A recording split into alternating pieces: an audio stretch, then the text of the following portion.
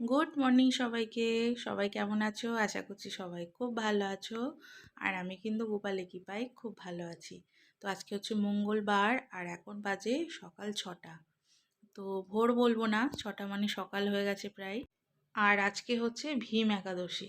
তো আজকে তো আমার একাদশী মানে উপোস রয়েছে। তো উপোসের দিনে এইসব করতে সত্যি কথা বলতে একদমই ভালো লাগে না। আর তার মধ্যে আজকে আবার ভোরবেলা উঠেই রান্নাবান্না শুরু করেছি। ঘরের কোনো কাজই এখনও আমার হয়নি, প্রথমেই চলে এসেছি রান্না করতে, কারণ পাপার আছে আজকে জেনারেল শিফট ডিউটি। আসলে ওদের জেনারেল শিফট হয় না, তবে কোনো কারণের জন্যে অডিট আছে, সেই জন্যে জেনারেল শিফট দিয়েছে 2 দিন। তো পাপাকে আমি বলেছিলাম যে আমি টিফিন লাঞ্চ যখনই এরকম হয় আমি দুটোই প্যাক করে দিই, কিন্তু বললাম আমি ক্যান্টিনে খেয়ে নেব, তুমি শুধু টিফিনটাই করে দিও। তো তার জন্যেই দেখো চলে এসেছি রুটি বানাতে। আটা মেখে মানে ঘুম থেকে উঠেই ফ্রেশ হয়ে মানে চোখ বন্ধ করে চলে এসেছি, এসে দেখো আটাটা মেখে নিয়েছি। আর বাবুরও যেহেতু আজকে প্রথম এক্সাম, এক্সাম বলতে আজকে রাইটিং আর মানে ডিকটেশন আর স্পেলিং টেস্ট আর কি। তো সেই জন্য বাবুকেও টিফিন দেওয়ার ব্যাপার আছে, সেই জন্য একেবারেই দুটো কাজ করে নিচ্ছি। আর এদিকে দেখো রুটিগুলো আমি আর আগুনে ছেঁকছি না, কড়াইতেই একেবারে করে নিচ্ছি। আর রুটিগুলো কিন্তু বেশ ফুলছেও। তো বেশি নয়, ওই 4টে মতো করব, কারণ বাবুকে একটা দেবো টিফিনে আর পাপাকে দিয়ে দেবো 3টে, তো টোটাল 4টে করে নিচ্ছি। আর কড়াইতে করছি, তোমরা হয়তো ভাবছো যে কড়াইতে রুটি করছে কেন। কারণ হচ্ছে আমার চাটুটা এঁটো রয়ে গেছে, মানে আমি কালকে বের করতে ভুলে গেছি, ডিম ভাজা করা হয়েছিল। তো সকালে উঠে মানে চাটুটাকে খুঁজে পাচ্ছি না। তো বাসনের আড়ালে ছিল, একটু পরে তোমাদেরকে দেখাচ্ছি। আর এখানে দেখো বাকি আটাটা আমি ফ্রিজে রেখে দিচ্ছি, কারণ রাতেও যেহেতু আবার রান্নার ব্যাপার আছে। তো এই উপোস করে না 3-4বার রান্না করতে সত্যি একদমই ভালো লাগে না, কিন্তু ওদের জন্য তো করতেই হয়, কারণ ওরা একাদশী, পাপা যেহেতু ডিউটিতে থাকে, তো সারাদিন উপোস করে ও থাকতে পারে না। আর ওর এমনিও গ্যাসের সমস্যা, মানে খালি পেটে থাকলেই ওর গ্যাস হয়ে যায়। সেই জন্য অগত্যা আমি একাই করি। আর চেষ্টা করি একদমই মানে নিরামিষ খাওয়ার আর কি, ওদেরকে নিরামিষ করে দিই বাড়িতে। আর এদিকে দেখো রুটিটা তো আমার হয়ে গেছে। তো রুটির সাথে তরকারি বলতে কাল রাত্রে ছোলা ভিজিয়ে রেখেছিলাম, তো ছোলাটা আমি সিদ্ধ করে নিয়েছি। আর সঙ্গে 3টে আলু দিয়েছি, এটা চন্দ্রমুখী আলু, সেই জন্য আমি গোটা দিয়েছি, না হলে সিদ্ধ হলে একদম গলে যাবে। আর দেখি ছোলাটা কতদূর কি সিদ্ধ হয়েছে। তো এইভাবে একটু টিপে দেখলেই কিন্তু বোঝা যায়, দেখো সুন্দর কিন্তু গলে গেছে। তো যেহেতু খোসাটা খুব মোটা হয় কালো ছোলার, ওই জন্যে কিন্তু ফেটে অতটা বেরিয়ে আসে না, মানে বোঝা যায় না, হাত দিয়ে চেপে তারপরে কিন্তু দেখতে হয়। তো এবার ছোলার তরকারিটা করে নেব, কিভাবে করব তোমরা ভিডিওটা দেখতে থাকো, মানে নিরামিষ ছোলার তরকারি কিভাবে করব। এই যে দেখো সেই চাটুটা মানে এখানে বাসনের আড়ালেই ছিল, আমি একদম খেয়াল করিনি, যার জন্যে কড়াইতে আমাকে আজকে রুটিটা করতে হলো। আর এই সব বাসনগুলো সব রাতেই ধুয়ে রেখেছিলাম। কিছু কিছু জিনিস আমি ধুয়েই রাখি, দিদির জন্য সব কিছু রাখি না, না হলে অনেকটা বাসন হয়ে যাবে। আর এদিকে দেখো বাইরেটা একটু দেখিয়ে দিই, এখন বেশ সকালবেলা খুব মানে কুয়াশা নয়, কিন্তু একটু মেঘলা মেঘলা রয়েছে আমাদের এখানটায়। বেলার দিকে রোদ ওঠে, কিন্তু সকাল দিকটা দেখছি যে মেঘলা। তো এখন দেখো কড়াইতে তেজপাতা আর শুকনো লঙ্কা ফোড়ন দিয়ে দিলাম হচ্ছে 5 ফোড়ন। তো ছোলা তরকারি বা যে কোনো মটরের ঘুগনি যেগুলোই বলো, তোমরা এইভাবে করবে, দেখবে খুব ভালো লাগবে। এখানে দেখো আদা গ্রেট করে নিয়েছি, আর সেই সিদ্ধ আলুটাকে ছোট ছোট করে কেটে নিয়েছি, আর টমেটো কুচিয়ে নিয়েছি। তো 5 ফোড়নটা আমার সুন্দর করে ভাজা হয়ে গেছে। তো এখন দেখো দিয়ে দিলাম গ্রেট করা আদাটা। আদার পেস্টের থেকে গ্রেট করে দিলে কিন্তু তরকারির টেস্টটা বেশি ভালো হয়। তো এটাকে একটু লাল লাল করে ভাজবো। তারপরে এখন টমেটো কুচিটা দিয়ে দেব, দিয়ে এটাকেও একটু ভালো করে নাড়াচাড়া করে নেব। এই যে দেখো টমেটোটা একটু নরম হয়ে গেলে এর মধ্যে কিন্তু আমি দিয়ে দেবো ছোলাটা।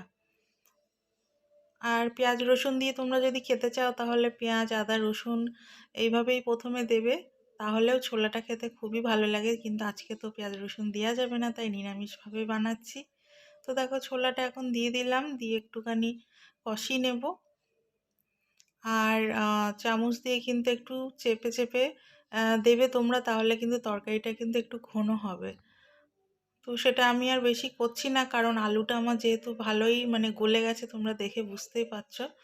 তো এই আলুর জন্য এমনি তরকারিটা ঘন হয়ে যাবে। তো আলুটাকে দিয়ে আমি আবারও একটু ভালো করে নেড়ে নিচ্ছি। আর এর মধ্যে কিন্তু এবার সমস্ত মশলাগুলো দিয়ে দেব। তো লবণ হলুদ তো দিতেই হবে, আর হচ্ছে জিরের গুঁড়ো, ধনের গুঁড়ো এগুলোও দিচ্ছি। আর লাস্টে কিন্তু আমি একটু, আমার কাছে মিট মশলা রয়েছে তো সেটা দিয়ে দিচ্ছি। তোমরা তড়কা মশলা থাকলে সেটাও দিতে পারো, সেটা দিলেও ভালো লাগে, না দিলেও কোনো অসুবিধা নেই, গরম মশলা দিলেও ভালো লাগে। তো এইভাবে দেখো সমস্ত মশলা দিয়ে এখন আর একটু ভাজা ভাজা করে নেব। তারপরে কিন্তু আমি পরিমাণ মতো ঝোলের জন্য জলটা দিয়ে দেব। আর এটা অটোমেটিক এত সুন্দর একটা মিষ্টি গন্ধ বেরোচ্ছে। পাঁচফোড়ন আর আদার কম্বিনেশনটা খুবই ভালো। মিষ্টির দোকানে যে তরকারিগুলো হয় দেখবে, পাঁচফোড়ন আর আদা এত মিষ্টি একটা গন্ধ হয়, যার জন্য কিন্তু খুব ভালো লাগে। তো ওরা কিন্তু এইভাবেই বানায়। তো ঘুগনিও এইভাবে বানালে খুবই ভালো লাগে। তো চলো জলটা দিয়ে দিই এখন পরিমাণ মতো, দিয়ে তরকারিটাকে একটু ফুটতে দেবো, ব্যাস হয়ে গেল। আর ওদিকে বাবুকেও ডাকতে হবে, টাইম হয়ে এসছে। পাপাকেও ডাকবো, পাপা বাবুকে স্কুলে ছেড়ে দিয়ে তারপরে যাবে হচ্ছে ডিউটি। তো তার মধ্যে আমার এই তো রান্নাবান্না কমপ্লিট হয়ে গেল, চাটা করলে এবার হয়ে যায়। তো এদিকে দেখো ঘড়িতে বেজে গেছে 6:45 মতো, 6:45 নয় 6:40 মতো হয়েছে আর কি। তো এখন চলো বাবুকে একটু ডাকবো। বাবু, বাবু, বাবু, ওঠো ওঠো, সেই ওঠো, ওঠো।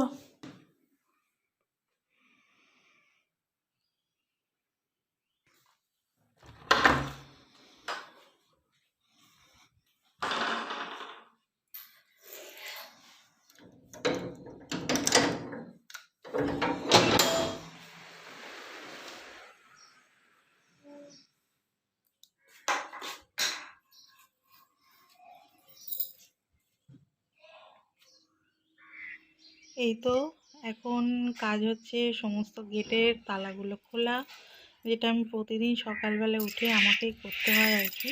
তো চাবি নিয়ে নিয়েছি। তো দুই দিকের বড় গেট আর গ্যারেজের দরজাটাও খুলতে হবে।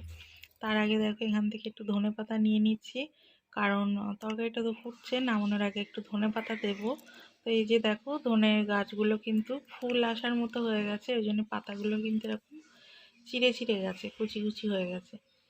তো এতে কোনো স্বাদের কোনো চেঞ্জ হয় না, স্বাদ একই রকম থাকে। তো এখানে কিছু গাছ ওই কারণেই রাখা, যে ঘরে রান্না করতে করতে কিছু প্রয়োজন হলেই কিন্তু এখান থেকে যাতে ধনেপাতাটা তুলে নিয়ে তরকারিতে দিতে পারি। চলো আগে এটা রান্নাঘরে আগে রেখে আসি, তারপরে গেটটা খুলব।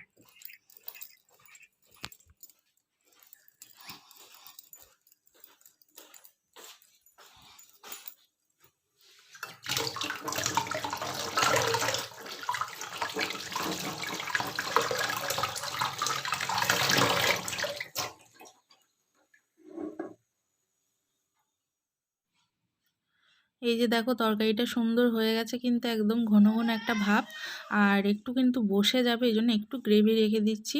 আর এদিকে ধনেপাতা কুচিটা দিয়ে দিলাম। লবণ টবণটা চেক করতে পারলাম না, কারণ আমি তো চেক করে দেখতে পারবো না। আর পাপাও হচ্ছে এখন রেডি হচ্ছে, পাপাও এখন মুখে দেবেন এটা। তো যাই হোক মোটামুটি আশা করি সব ঠিকঠাকই হয়েছে আর কি।